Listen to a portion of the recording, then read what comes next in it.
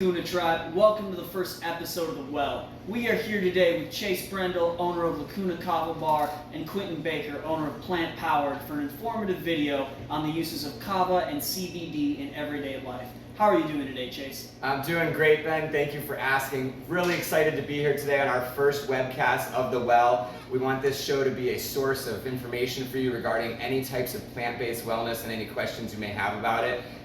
What we've done today is brought in one of our experts.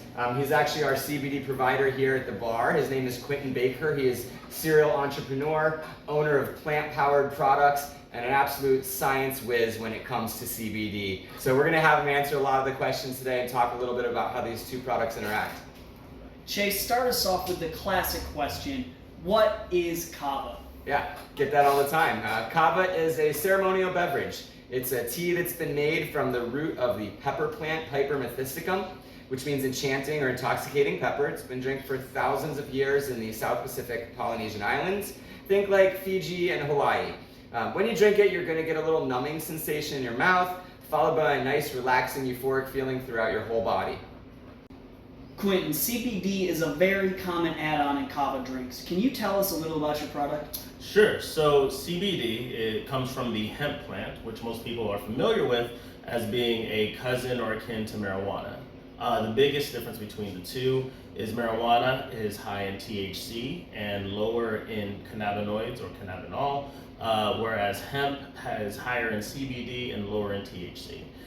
Most people attribute THC towards getting you a recreational high.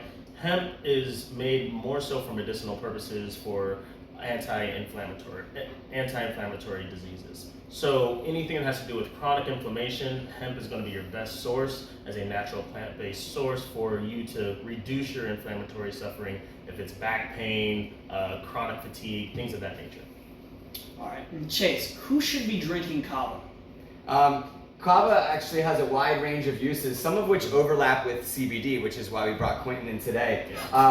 There's a wealth of information out there. It's widely known that kava is an anti-inflammatory, so anybody with inflammation related pain, like swelling, for example, that's causing pain in the knee, kava will help with that. It is a natural muscle relaxant. It's been proven very effective at helping with menstrual symptoms as well. And they're starting to have some other science that's showing up, talking about, for example, helping with blood flow in the brain. We've got another one talking about improved visual attention and working memory processes.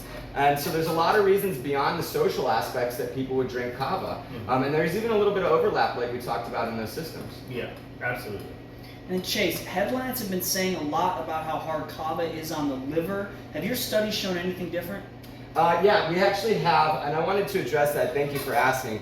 Back in 2003, Sweden and Germany decided to do some medical studies and actually ban kava as a product. And now most recently in 2015, there was a huge comprehensive study done of all the research out there. And what they've established is that there is not a direct negative result on the liver. That the majority of these cases came from people who were consuming other products or had contaminated product. There was a bit of a shortage in the kava industry for a while, so kava producers were putting other parts of the plant that are potentially toxic into the kava batches. So it's really important when you guys are out there shopping for kava, and we're going to talk about this a little bit later, that you get the right products. And speaking on that, where can you find responsibly sourced kava and CBD product, and what should you look for when purchasing? Yeah, so one of the things you're going to want to look for is this little logo here on the left. This means that it's certified as noble kava versus a 2-day kava, which is spelled Tudei.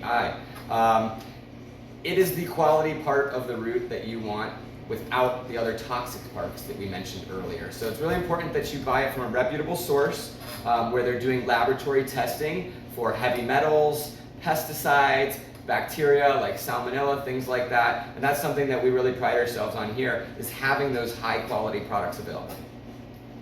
Thank you so much for your time today, guys. You can find Lacuna Kava Bar on Instagram at Lacuna Kava Bar, and you can find Plant Powered on Twitter at P2_products or on Facebook at Plant Powered for Life. Have a good day, guys.